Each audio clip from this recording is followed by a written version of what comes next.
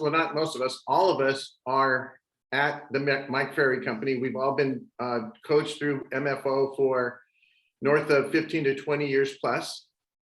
You have practitioners here who are individual practitioners. Some are couples, and some have small teams. And we range all the way from Florida. Raise your hand if you're in Florida. To New Jersey. Raise your hand if you're in New Jersey.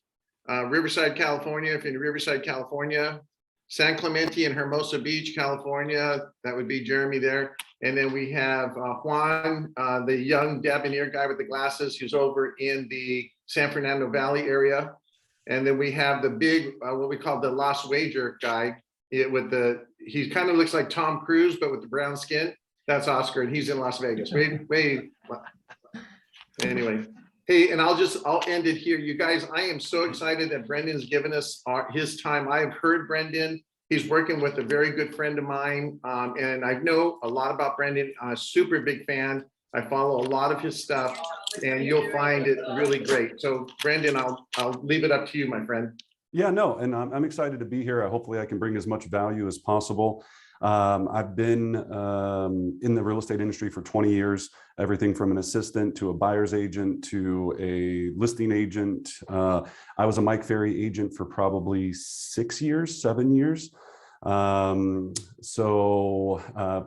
about 10 years in a row, I was selling 130 listings myself personally, and then started to build my team. Our team has been in the top 5 in Colorado for about the last 7 years. I don't sell. I haven't sold personally in the last 4, unless it's a friend or some special situation. We close on average 300 to 350 transactions every single year for about 130 to 150 million. This year we went through massive growth, so we added 22 agents last year, so we should be on track to break 500 units this year. And I also own a full-time real estate coaching company. We coach 65 agents across the country through our group coaching program, full-on one-on-one coaching, and we have several courses and boot camps that we take people through. And then I also own my real estate brokerage. So we have 256 agents at my brokerage, which is Keller Williams brokerage, and a title company. So that's what I do. So hopefully today I can bring in some value. I think what I was asked to be brought in to discuss is lead flow charts, lead conversion, and I think that's what I was told. So I just want to make sure I'm here for you guys, and hopefully I can bring as much value as I can. Yeah. Hey, Brandon, I'm probably the culprit as to the topic, but I think another flavor that kind of came into is how can we, if you will, grow our business, even though I know these are big questions that you can't answer in 3 minutes. Sure. But if you could throw a little seasoning on that topic, that would be great. And then Scott, you were going to say something? How many agents on your team? 28. How many listing agents versus buyer's agents? We don't do it that way. So yeah, everybody. So we do a certification process. So anytime you join our organization, in our onboarding and training, we certify you in 4 disciplines, which is lead nurture, lead generation, buyer consultation, and listing certification, or listing presentation. But you get a certification in each one. We have a process of how we go through that. So every agent is equipped to do that. We do have an advanced level for our top 10 agents, which is called our Sterling Circle, which I just stole that name from Coldwell Banker when I used to be a Coldwell Banker agent, just because I thought it sounded good. And with our Sterling Circle, those agents handle the premier opportunities, which Diane would be more listing opportunities. They're the more seasoned agents. They've earned that. They've gone on enough appointments. So that's how we structure it, but we don't limit anyone to doing one or the other. Brandon, if we were going to start a team, how would we structure the pay for the team members? Perfect. Yeah, great question. So I'll share with you what I call my Agent Accelerator program. And And just probably the biggest number that I didn't preface earlier is I'm operating at a 38% profit. And I'm very proud of that number. And if you know how hard that is on a sized team like this, it's not easy. So I also follow the profit first model. So I don't know if you're familiar with profit first, but that changed our entire business. It's a book, so it's a whole program of profit first. That was a game changer. Wasn't easy to implement, but I would highly, highly recommend it to anyone that's going to try to grow, because if you get that right, everything else kind of gets better. But back to pay structure. So the Agent Accelerator program, and I'll share it with you, I basically wanted to create a structure where we live in a 12-week year. So everything is 1 quarter at a time. Our commission structure ranges from 50% to 90%. Every quarter it resets depending upon the volume of where you were at in the preceding quarter. So let's just make quarter easy resets, numbers. Brandon? I'm sorry, Dan. You said each quarter? Each quarter. That Yeah. resets. So there's 5 levels, and I'll share the document here in a second. So there's 5 levels. We assigned animals to them. So you start at grasshopper level and end at lion level. And that was just to make it fun. And so let's just say that this quarter you're an agent on our team and you close 3 million or higher, or from like 3 million to 4 million. I'll get you the exact numbers here in a second. Then on the next quarter, you get bumped up to a 60% for that quarter. If you're closing 5 million, 7 million, and it goes all the way up to 90%, at 90% on our team, you're closing upwards of 70 transactions in a year.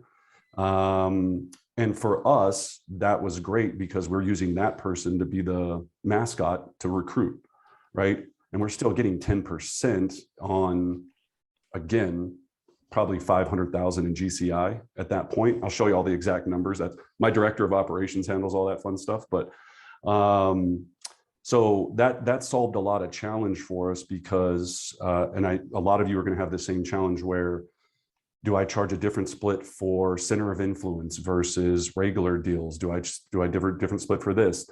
So we have special details in there. We have ISAs. We have right now 3 full-time ISAs. We have 2 more starting on the first of the month, but we do have a different split structure for our ISA deals. And our ISA deals are structured at 60-40 with us receiving 60, 40%. 40% goes to the agent, 8% goes to the ISA, and we receive 52%. We found that to be the sweet spot here in Colorado. I know a lot of people do a lot, hardcore splits on that, but it just worked better for us. So I'll share it with you. Just let me pull it up here. Any questions on that in a minimal explanation, I guess? No? No, good. So Okay. question for you. Before Please. you did that first profit model, what were your profits before that? It got as low as 15%. And again, because of the growth, right? We were creating programs, doing a lot of different things to try to, grow, basically.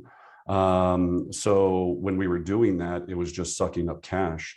And I'll talk about some of the programs we do, but yeah, Profit First really changed that. And it's almost like I've explained Profit First as a Dave Ramsey setup for your bank accounts that get you in thinking, and it's a pain. I mean, you have to have 2 different banks, it's 7 different accounts, but it was just bringing that attention to the money that really gave that clarification. And then once you got into the rhythm of it, it was pretty easy. Mm-hmm. So yeah, can you see the Agent Accelerator program? Yes. I'm sorry if it's a little Yeah. bit small, but yeah, I'll try to get it bigger. So yeah, this is what's been working for us. So remember, all of those are quarterly sales volumes. And then that gets you set up. We specified exactly when the leads come through us and how they operate. And then of course, this is also very powerful for recruiting because we were recruiting agents now that already had previous production and they weren't going to come in on a 50-50. So I would honor an agent that was doing this production at another team or company to also come in, and we would honor their previous production as they came into our model. Then you have all of the small print, right? So we have a different cap or different referral fees for home light referrals, UpNest, referral exchange, these types of, we call them outside referral sources. So you can see that those are broken in there. And I have no problem. I'll email this to all of you guys to share. Don't feel like you have to take a screenshot. It works for us. We also have the Zillow Flex program. So that is structured differently. And I can explain some of the challenges we had with that early on if anyone's in that universe. And then you sell them on the dream, right? Oh, and I forgot one thing. We have what we call a commission bump. If you average higher than a 3% commission on average in a quarter, you get bumped up in level. Just to make it fun and obviously to push. Here in Colorado, it's 3.2 on the list side, 2.8 on the buy side. So I really wanted to push the listings, and that created that excitement around that, because if they're always out just doing Zillow Flex deals for 2.8 and a referral fee, well, you can see how that would dilute your profit after a while. Mhm. So hopefully that answers your question. That's how we pay people. It was a long way of getting there, but That's What was great. that top level? The lion level was 90-10. Okay. yep. And you can't get the commission. There's a small print that says you can't go up one more level, even if you average 3% at line level. It just, no matter what, 90 is the top. So I have a question. Of the 20, I think you said 22 agents that you have, how many of them realistically make it past what you would call your Fox level? How many of them are junior and just never really get all the way up? Yep, great question. Yeah, so we have only had 3 agents on the team that have even stayed at Fox level for more than 2 quarters. So yeah, so you're exactly right. I mean, you know, for us, it's scale at a numbers game. And believe me, I battled with this of going, do I want 4 agents that are producing 40 deals a year, or do I want 30 agents producing 10? And I'll tell you from doing this a long time, it's scale. It's the bigger number is the safer way to go. A lot of people argue with me about this, but I can tell you, I lost 3 of my top agents in 1 year, and I lost 160 units because they went to Compass and took an offer from Compass. Mm. So if you don't have that scale and you don't have a system built that's going to cover the spread, you always think everyone's going to stay with you forever. They're not. What's your turnover each year? Now we're solid. I mean, out of everyone last year, we lost 1 agent. So, I mean, that was in the last 12 months. And we fixed a lot of things with culture. And obviously we had to have this accelerator program so people could feel like they're continuing to have that dream of getting there and averaging out. The complaint that we'd always get was, well, the splits are great. And you'd always explain, well, I'm giving you all this value, but the agent just had nowhere to go.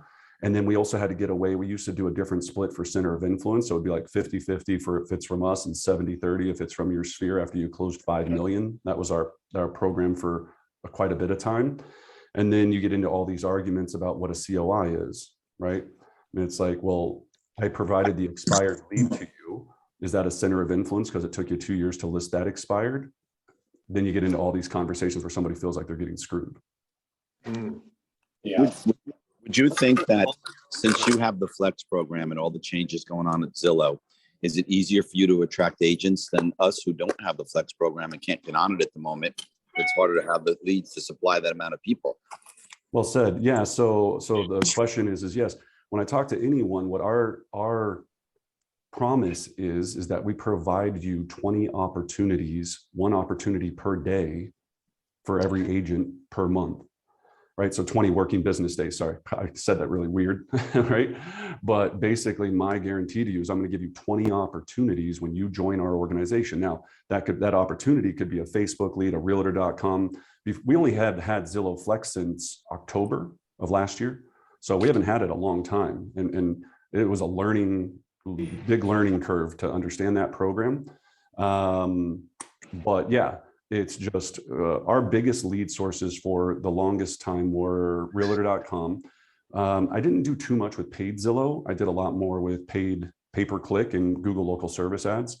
I would think right now your biggest lead lever would be Google Local Service. It seems to be the highest ROI that we have found on any lead source, except Zillow Flex, because they're fronting all of us these opportunities. Yes, we're getting murdered on the backside, but it keeps the agents happy enough to start building the rest of their business without us having to front all the cash. Hey, Brendan, when you round robin those leads out, one per day for 20 days per month, is there any sort of qualification of the lead, or is it, hey, it's a PPC lead, boom, it goes to Brendan, it's a Google service, it goes to Diane? How do you qualify them at all? They just get distributed? Great question. Yeah. So every Monday we run what we call a lead audit, and this was critical as well. And we have a very specific criteria of what you have to do the previous week to be turned on for leads the following week. And it's simple things like we use Real Geeks as our CRM. And in Real Geeks, just like whether it's like Boomtown or whatever you're using, we have a virtual assistant that goes in and does all of these audits. So what we're looking for is if you have leads that have more than 10 past due follow-ups, you're not turned on the next week. We have like a legend, like urgency statuses, everything has to be coded correctly because data is the biggest challenge here, right? It's managing mass data and getting people into the habits of doing things that they normally wouldn't do unless you dangle a carrot or hit them with a stick. But the carrot is usually leads and the stick is not getting leads. So we have this audit, and then the agents know who's turned on. Then it is a round robin for the agents that are turned on for any lead that comes in. Everything's loaded through Zapier, whether it's realtor.com, pay-per-click, Zillow, whatever it is, all comes in centralized into the system. It gets auto reassigned if somebody doesn't respond to that lead in the first 5 minutes. So it automatically gets auto reassigned. But yeah, that's how we handle it. Brendan, quick question. It's kind of like more of a macro level, but you said you were doing 120 deals or 160 deals a year for 10 years with Mike Ferry, things like that. What caused you to want to now kind of go from that personal production model to managing the bigger team and things like that? Yeah, great question. So I had a nervous breakdown. I'll be very honest. Like when I was doing that many listings, I was carrying 50 listings at any given time. And and that was before that they sold in 2 seconds, right? I was like, damn it, I should have been doing that now. Like that would have been the better time, right? No, it was the stress. My phone never stopped ringing. I go, look, and I was always at capacity. I knew I could never get to a larger number when it was me. There just wasn't enough. I had 3 full-time assistants, right? So I was just a machine. I'd come pick up my listing packages, go out the door, pick up my listing packages, or they deliver to my house. Did that for years and years and years and made a fortune, right? Very high profit percentage there, very hard toll on my life. Now I work, and I would say barely a 9 to 5, right? I play golf, when it's a blizzard here today. And I just looked at quality of life and I said, I never take a call on the weekends anymore. I mean, it really became a matter of life and enjoyment and quality of life. I just got so sick of being 8:30 at night negotiating a contract or an inspection objection and people screaming at me so all of those things led to now I feel that I'm empowered to give a program to others that really want to change their life and increase their income. And that's very rewarding as well, right? I've had the Rookie of the Year in our area 4 years in a row. So I'm more proud of those things now of like, I just tell them, look, if you want to go to the real estate Olympics, join our organization. There's going to be a lot of work and you're going to have to do a lot of things you don't want to do, but I'll get you on that podium if you show up. And so with that mindset, it's kind of been a fun journey to just try to figure out. I always tell everyone, I'm like, I try to think about our organization as like Orange Theory. It's like our formula. Like, of course, anyone can go work out. It happens to be the way we do it and it works. We know it systematically works, but it doesn't work if you don't show up. Yeah. When did you start this process, Brandon? How many years did it take you to build a team to where you are at right now? Yeah. So when I stopped doing production, it wasn't the nervous breakdown was a big piece. And then I got bit by a dog on my face at a listing appointment. A pit bull jumped up. You can't tell now, thank goodness, plastic surgeons, right? I had to have 59 stitches in my face. Dog took a chunk out of me. Yeah, big dog took a chunk out of me. So I couldn't talk for 3 weeks, which was the first time I had to shut up in a long time. Wow. So it was the combination of why am I Wow. still doing this, getting attacked, nervous breakdown, not, and I didn't have like a real nervous breakdown, but I was there. And I said, okay, how can I got to start building a structure. So I started researching models. I went, looked at the top 5 teams from every company across the board. I called almost all of them and I just asked them what their model was, what was working, what was not. And I got a lot of different pieces from that. And again, I love Mike Ferry, don't get me wrong, but that model wasn't built for building large teams. At least when I was there, it was sell. It maybe has adapted more, I don't know, but I then had to go get outside coaches to help me that were already at that point or had coached others to get to that point. And they redid everything. They were like, okay, first we had to get the database situation correct. That's stage 1, right? You got to get everything legend, processed, talking the same thing, because otherwise you're just spending money on leads, giving them to agents and going, I hope they get a closing, right? And you're not watching or monitoring any of this. So the database was key. Then we had to switch the culture. The next phase was we wanted to be I think at the point when I was Mike Ferry, I was 9% by referral, right? Because I was just a hunter, expireds for sale by owners. I mean, we were like, even when I started building the team, I still was stuck in that mode. I was like, everyone just come prospect with me, shut up, right? And we would go attack. Right. So I had to change. And one of the biggest things that changed my business is an acronym, I guess we call it the 10, 25, 90. So every 10th of the month, we do a client giveaway. Every 25th of the month, we do a local business spotlight. We feature a local business. And every 90 days, we do a client appreciation event. I'm so glad you mentioned that. I wanted to remind you to mention that to this group. Yeah, so that 10, 25, 90 changed everything because now we had reasons to call our database, engage with them, make it fun, take cute pictures. And I'm not that guy. I never thought I was going to be giving away a vacuum cleaner, a Roomba vacuum cleaner once a month, or a Yeti cooler. We get this last one we just did, we gave away this thing. I don't even know anymore. I don't even really deal with it. The ops team deals with it, but we gave away it's called a perfect pot set. We had 192 people call in. We received 12 referrals from it. The pot set cost us $300. So $300 for that many referrals. And there's a whole system. It's when you just sit here giveaway, I didn't understand it either. And I'm more than happy to go through that at some point or another time, but there was a process to that. And then how do you leverage the business spotlight? So when we're prospecting, we would call up our clients and say, hey, we're doing this business spotlight. I was wondering if you might want to be featured, or if they were like a weird profession, like you couldn't feature them as a school teacher or something that didn't help their business. Who do you know that we should be in business with? They would give us a referral and we'd say, well, do you mind if we use your name when we contact that person? So we just started to build this big network, and we've done everything from like this one guy that blows up balloons for parties to car dealerships to, it's just, that really gave us a structure. And once we knew that it was, and it's not always exactly on that day, like if it doesn't fall on a Sunday or something, we move it one day over, but it just gave us that framework to get that rhythm. And then every 90 days client appreciation event of some sort. Brendan, would it be possible in any of your handouts that you're offering to have a summary of that 10, 25, 90? Absolutely. Yeah, absolutely. Yeah, make sure you guys get all that. I heard for the group, I heard Brendan do a detailed video on that, or webinar like this, and it was really great. And that's why in some of our previous calls, I was saying, as we focus on building our database in this period of the market, what kind of program can we use? And I thought this one was super simple and really powerful. I mean, and like you said, I think you had a Dyson or whatever, you put your name on it, right? Bartik Real Estate, and you went nuts. Yeah, no, it builds the first one, and there's a whole process to it, and there's a pre-marketing thing. But I would say all in all, it's 4 to 5 hours a month of prep for it.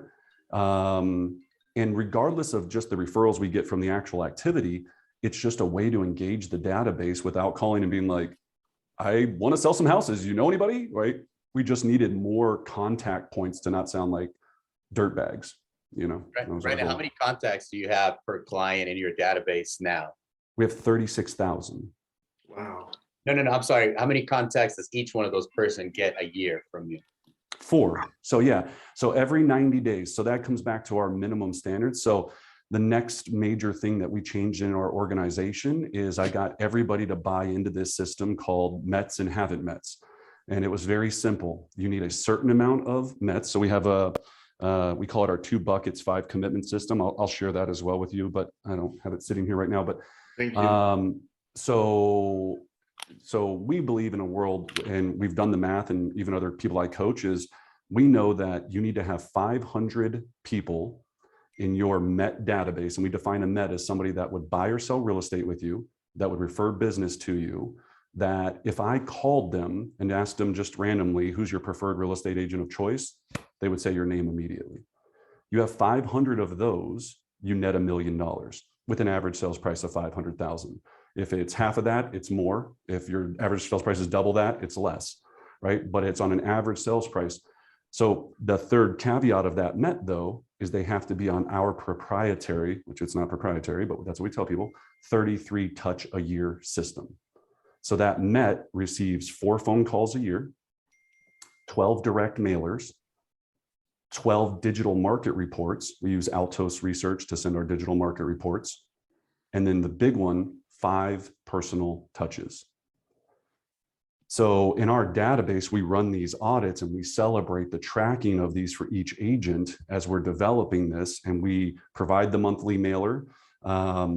We help them, develop all of these systems, and it's just grown to get us more database driven, which has reduced our lead costs dramatically and also reduced our fee on the backside.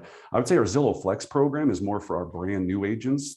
Most of our agents don't even ask to be turned on for that program, just simply because buyer leads for 400,000 with a 35% referral fee attached to it after our splits is not enjoyable for them. But it gets them going, right? And then with this 33 touch, we started to build that.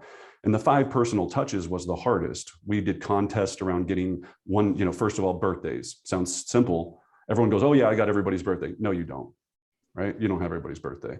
Then the second evolution was one more touch. So Mother's Day, Father's Day, and personal, meaning that it was something personal to them that made them feel unique, like you would a friend, right? Like if you're a veteran, you get a Veterans Day card from me. If you like classic cars, once a year, you're gonna get a classic car calendar from your agent. They're responsible for all that cost. We pay for the first 50 mailers a month for the 12 direct. Every month we do something cute, like whatever the seasonal thing is, scratch tickets, whatever. I mean, my director of marketing does all those different things. And then anything over 50, like some of my people have like 190 now, they pay all the difference in the mailing and shipping over 50. The reason I did that, and I bring that up, is I couldn't get them to do it until I got them hooked on it.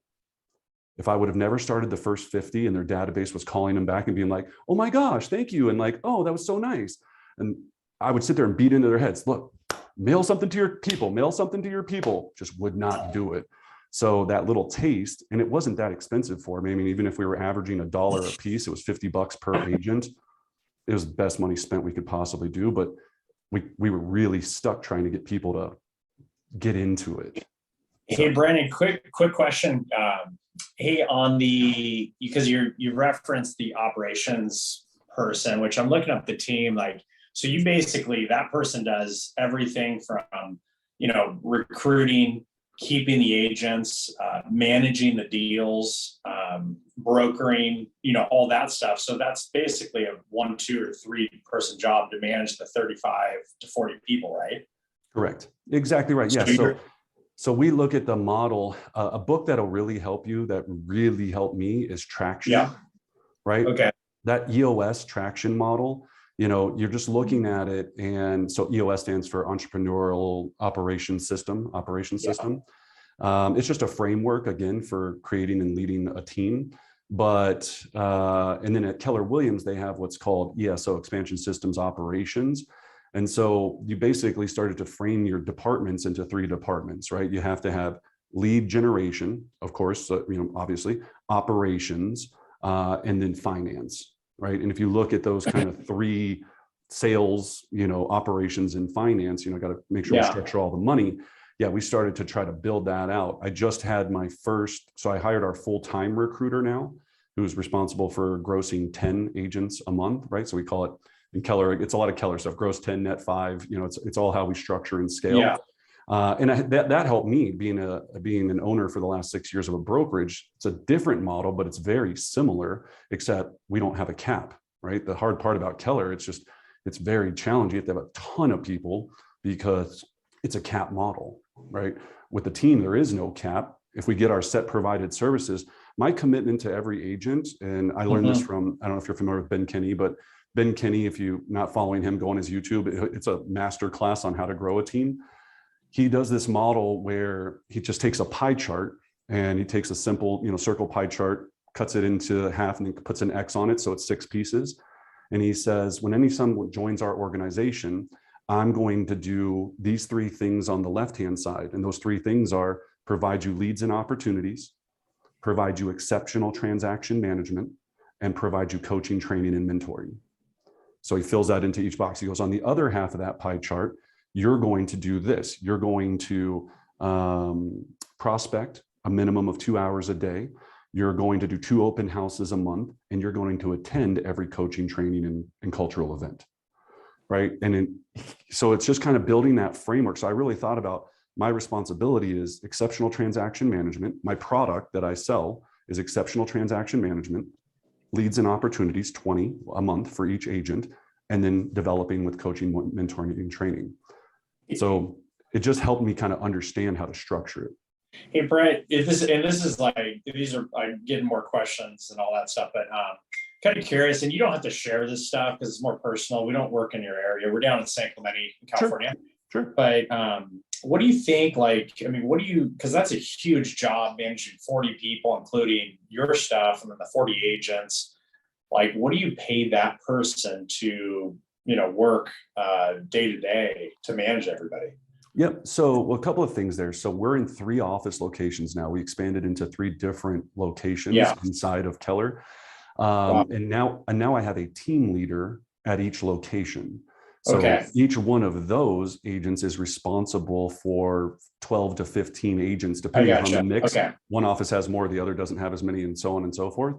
And they are completely, there's no base salary for them. They were leaders that were kind of already in the office that were really bought in. They receive 5% of the Bardic Group's cut for every transaction for anyone that's on their roster. Okay, I got at that location. With a side caveat that I increased their base commission because I needed to have leaders there. They are still able to sell. They're on a 70% split flat across the board. They're not part of the Agent Accelerator program. Because I said, look, you're going to have to give up your time to run these people. When you do a deal, you should get a little bit more, and you're going to get a taste of every single person that you're helping mentor. Yeah, that's interesting because we own our own company. Scott Tucker owns his own company. The rest are agents, I think, within companies or whatever. But do you guys pay a franchise fee, or is there like a cap to Keller Williams that you have these 3 offices under Keller? Yeah, so we negotiated. Yeah, so we negotiated a master cap. So at each location, for us to fully operate our entire team is $37,000 a year at each location. Each location, I got you. Each one is ran by a different person, and that took a lot of negotiating, right? Some were like, no, our master cap is 59. And I was like, then I won't come, right? Like, then that's interesting. Okay. Yeah. Yeah, because I was going to ask, like, why the Keller Williams? Because you could drop that label, but that's pretty cheap. That's a pretty cheap deal. That's what changed it for us. Yeah, because before the original model for Keller was you have a full cap yourself. So I'd be 18 and every agent would be 9,000. They'd be a half cap. And it just wasn't feasible, right? It wasn't. And I think they realized that, especially as they looked at these master teams. And Keller's also not stupid. They know that once you get them on your team, sometimes they're not going to be the right fit. And then they're going to trickle back to the office because they have friends there. And then they're going to get a full 18 anyway out of that person. So at least that's what I pitched them on, sold them on. Hey, Brendan, not that it's relevant, but how big did you have to get before you could do that master agreement with KW? How many agents did you have to? No, it wasn't even that. It was literally, I had heard this from another office and I said, I'm going to go present it. And I sold them on the fact of what my vision was for where we were going to grow it. And I said, either I'm going to grow it here, or I'm going to go somewhere else. Or to Bill's question, or I'm going to do it myself. I'd rather do it here because I already had, everything was already in place. Office was all set. I was like, it's just easier, managing broker. I didn't have to go hire and find, and not that that's all hard. I mean, it is all hard, Bill. You know how hard it is, right? But I was like, either make it work for me or we walk. And we're their mascot for trying to recruit teams because they're like, look at Golden Boy, if you will. Yeah. Right. So it's a win-win for them. They'd be stupid to say no to it. Yeah, Talking about that's the culture and the community within the agents and the staff and how you guys kind of got that to where it is today. It sounds like that was a journey. It was a journey. Yeah. So that started from hiring and onboarding. So we follow a very simple process called career visioning. It's a 4-step interview process. First step is a quick 10-minute interview. Second step is we send out what's called the KPA. It's a Keller personality assessment. Think about a disc, but like 1,000 times more intense, I guess. And then we get those results back.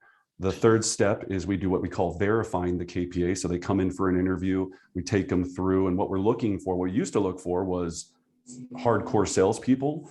Now we look for hardcore team players. And that was very different for me because, again, talk about Mike Ferry. I mean, I was just like, my mentor was Karen Bernardi, right? I don't know if she's still with Mike Ferry, right? But like, and then I was Susan Heller's assistant. I don't know if any of you know Susan Heller. About 15 years ago, 18 years ago, I was Susan Heller's personal assistant. That's how I got into real estate. So she would take me on listing appointments and just absolutely terrify me because she's like, either you're signing or I'm going to die here. It's your choice. And I'd be like, okay, that's how you do it. Okay? Like she's just New Jersey hardcore. So it was really hard to try to start searching for team players and looking at what that DNA was. And just so we learned how to ask the right questions. Of course, we looked for, did you ever play team sports? Were you part of a sorority or a fraternity? Do you play nice in the sandbox? When we were doing our interview process, was it all about me, or were we hearing them say, we? Like, I really want to bring value to an organization. So that helped. So the second piece is verifying the KPA. The third, which I think was critical, is the third part of this interview. We do an hour interview and we do an exercise called When Everything's Awesome in 3 Years. So I take a piece of paper, I cut it into 4 quadrants with them, and I go, great, if you joined our organization and we're sitting here 3 years in the future and everything's awesome, we're going to break that into 4 categories. Top left quadrant is career, top right is money, lower left is health, and bottom right is relationships. So give me 3 to 5 bullet points of what would you'd be proud of when we're sitting here 3 years from now toasting your favorite beverage. That exercise, you will find out exactly who somebody is, right? Very, very quickly, right? And then you can ask more probing questions. So if they say something, you can do this on a whiteboard. I do it all by Zoom now because I just rarely ever go to any of the offices, to be honest. And that's another thing. I had to get out of the office because that was hurting me quite a bit. Because of you got a minute. Even I'd have signs on my door, couldn't do it. So where are you spending most of your time during the day? Because that is a real problem. 95% I'm here at my home office. This is my home office here. I gotcha. 95, if not more. Yeah, and everything. I mean, COVID really helped because we just realized we could do so much command and control via Zoom. And I just started thinking about it. I go, Gary Keller doesn't go to individual offices. Why am I going to offices? He's got 180,000 agents. If I can't manage 27, what's my problem? So it just made me ask bigger questions. Yeah, you get, and your 3 managers for 3 different offices, those people have to be all-stars, because They those are. people, Yeah, and right? that takes a lot of coaching. So that's what my weeks look like is I have what we call our weekly directors meeting. Sorry, swallowed too quickly there. I have our weekly directors meeting. That's an 1.5-hour meeting with all of our leadership. Again, I follow the traction model. I always tell people I have a GED. I'm not a smart person. I'm almost dumb enough to follow models, right? Like that's probably my secret weapon. I can just follow models. And if I learn something, I just go, let's go do that because we know it worked for others. And so we have that 1.5-hour meeting. We follow this program called Rocks, and everybody has 2 rocks that they focus on. We talk about that. We live off of visual scoreboards. And so it's just a system. I don't know and also the other book that helped me a ton was Scaling Up, right? So Scaling Up, it's written by Vern Harnish. He talks about the Rockefeller habits of any organization to have a high performing organization. It's basically that and Traction are both the same model. Traction's almost dumbed down a little bit, I felt like for me. It was just easier for me to digest, but those models helped me quite a bit in the framework. Hey, Brandon, two questions. One is, do you have a minimum production standard for your agents before you let them go? Great question. The answer is no. And here's the thing. So this came up a number of times. What we do have is agents go through things. So in this past year, one of my agents had to go to rehab, who was one of my top producers, right? He was just drinking a lot, no drugs, but just got a little too much. He was out for 3 months. Production failed. Another person had somebody commit suicide in their life. They got all screwed up and production dropped dramatically. So what we looked at is we said, look, if they are a cultural fit and they are not doing anything to damage our organization, and we understand why they're not participating, right? If they're not coming to things and if they're just being jerks, then we do what's called a PIP, a personal improvement plan, right? So PIP, and that also changed my world, because if you get comfortable with using this PIP, you just sit down and then we go, look, right now, Michael, our relationship's in default, right? I promised that I was going to do these 3 things: leads, exceptional transaction management, and coaching and mentoring. I've delivered on those 3, but remember when we first met and you signed on with us, you're not delivering on the other 3.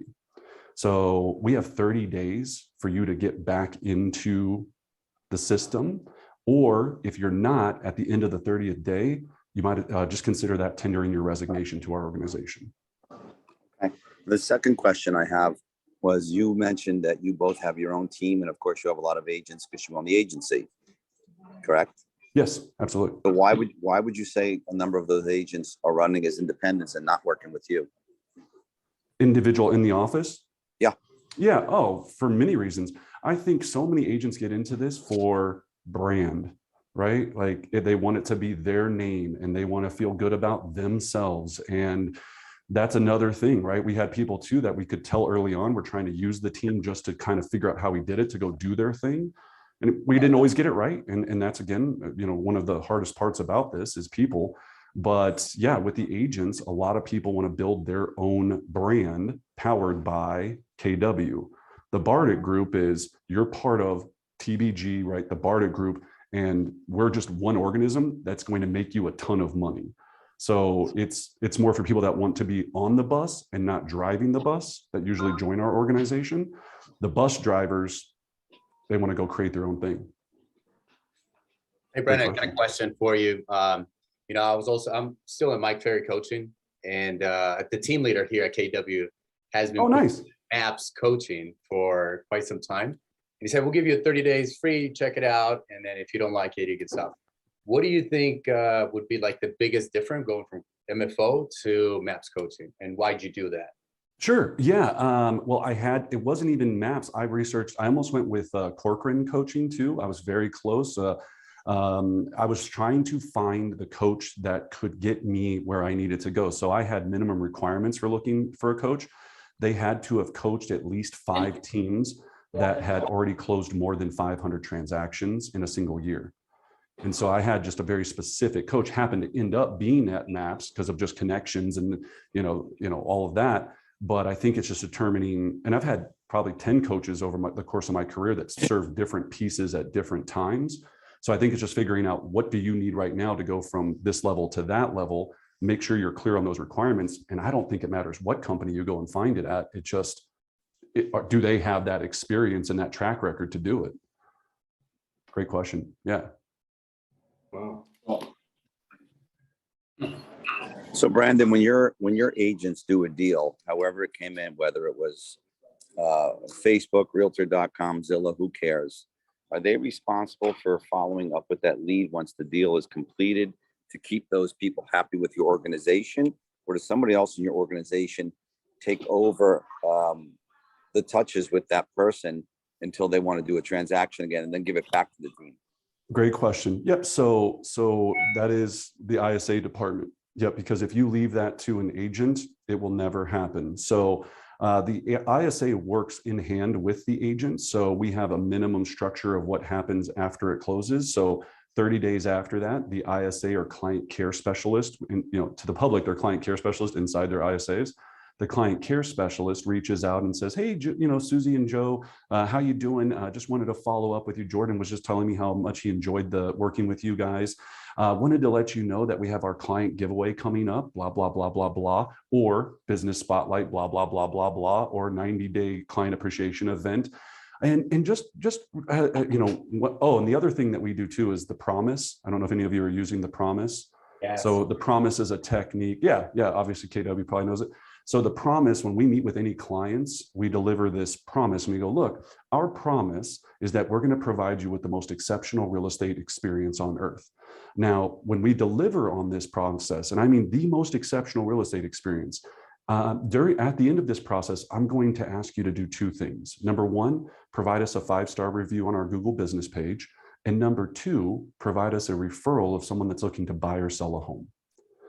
So the ISA, if we haven't received that referral yet, that's noted inside of our system, we'll be asking about that referral until they give it to us every 30 days, or we just don't stop, right? So they'll call up and be like, hey, Jordan just mentioned that, again, we delivered on the promise. You felt that, right? And it sounds cheesy, even when I say it, I'm telling you, but it increased our referrals and our reviews, because we also were struggling to get reviews dramatically just with that process. I have a whole video on that as well. And I didn't make it up. I got it from another Keller Williams guy that was having huge success with it.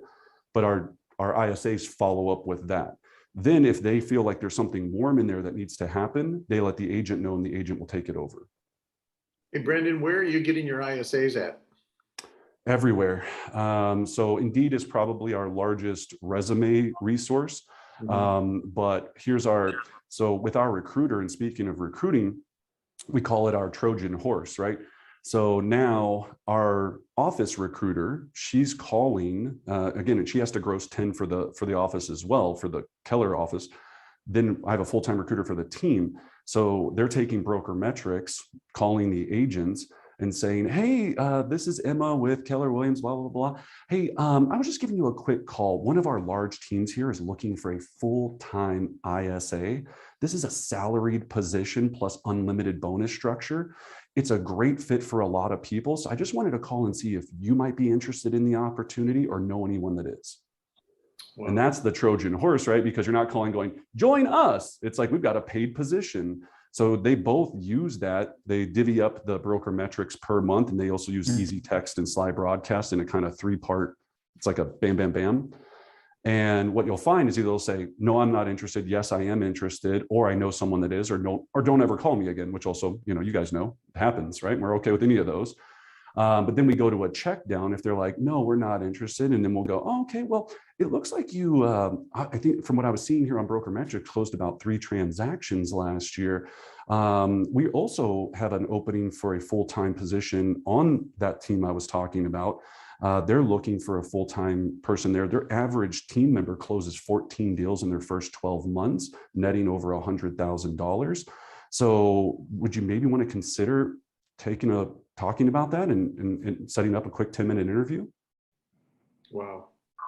And Brendan, that's where it's at. Saying on what you ask for in return once the transaction is closed, which is a great review and then a referral, and you're delivering exceptional real estate service. So that comes down to transaction management. So is the agent handling their own transaction management from contract to close, or is somebody else taking over that to make sure that it is exceptional and that it's consistent? So completely taken over by our transaction management department, which is 1 TC with 3 virtual cyber backer assistants.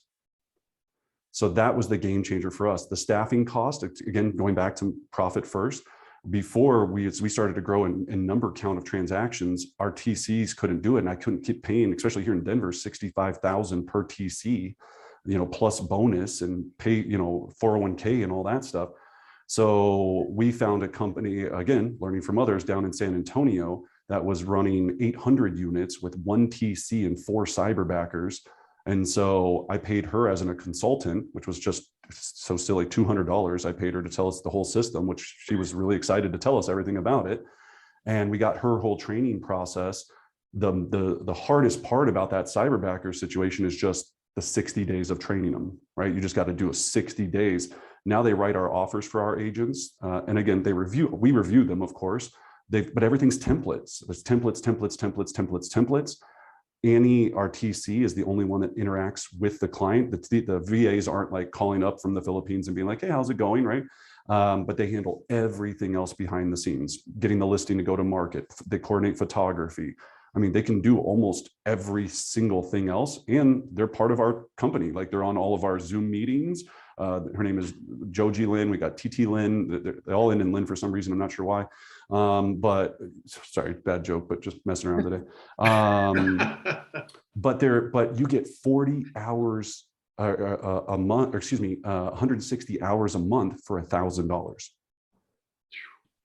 1,000, and they're smarter than, no offense, half my staff. Right? They just happen to live in the Philippines. So that was so learning these leverage pieces really helped us scale without eating all the costs and losing the profit. And what do you pay the one transaction coordinator that's managing those 4 cyber backers? What is that structure? Yeah, I've had her 6 years now. So she's going on her 7th, I think, in April. So I believe her base now is 67. And then she receives $50 bonus for every 5-star review closing we have. And it has to be a 5-star review. Otherwise, she does not receive the $50. Okay. No, this is cool. Thanks for being so transparent, because it's always interesting to see the inside of these teams. Yeah. No, always happy to help. You know, kind of answers a lot of questions. Is Mike, at the last retreat, Mike did go through a whole section on teams. Oh, good. And I almost stood up and said, hey, you know, does it even make sense? Because a lot of those teams, when you break it down, they are running a really low profit margin based on just literally selling real estate. Super simple with your own assistant, and that's very profitable, versus having 40 people and having all these expenses and these managers and these meetings and these companies. So it's one of those things, like, we're kind of curious about it because we have a little different deal. Hey, we're actually, real quick on that note, like, do you guys have an MSA with this Bay Equity loan, or is that your own loan group? No. So we have an MSA. That was a great question too. Yeah. So she pays 50% of all of our lead costs. That's not from the Zillow Flex program. So any leads that we have, 50% of that, she matches any cost. So if I want to do 1,000 realtor.com leads, she pays for half of it with no cap. Okay. Yep. I gotcha. And then go ahead. Yeah. Yeah. I was going to say, like, Scott, you still have that MSA, right? Or ASAs? You do? Like, we have 2 of those with 2 different companies, and it pays for a lot of stuff.